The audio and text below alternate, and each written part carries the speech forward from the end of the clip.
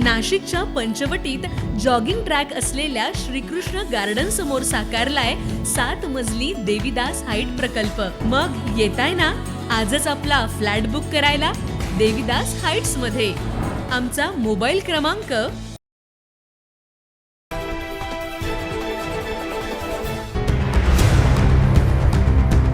नाशिकच्या त्र्यंबकेश्वर रोडवरील तळेगाव इथं बनावट नोटांचा कारखाना उद्ध्वस्त करण्यात आला। नाशिक ग्रामीण पोलीस आणि शहर पोलिसांनी संयुक्तरित्या ही मोठी कारवाई केली। याबाबत मिळालेली माहिती अशी की त्र्यंबकेश्वर रोडवरील तळेगाव मधील एका बंगल्यात नोटा छापण्याचा अड्डा सुरू होता।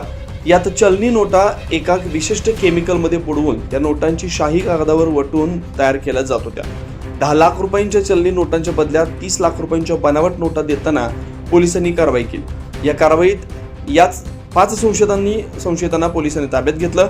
अमरेश्वर आयथा, दासरी सत्ते, गोकुळ दाते, हिरामन दाते, मच्छिंद्र घनदाट अशी पोलिसांनी ताब्यात घेतलेल्या संशयितांची नाव आहेत। पोलिसांनी त्यांची कसून चौकशी केली असता त्यांच्याकडून नोटा छापण्याचं साहित्य, काही चलनी नोटा हस्तगत केल्यात।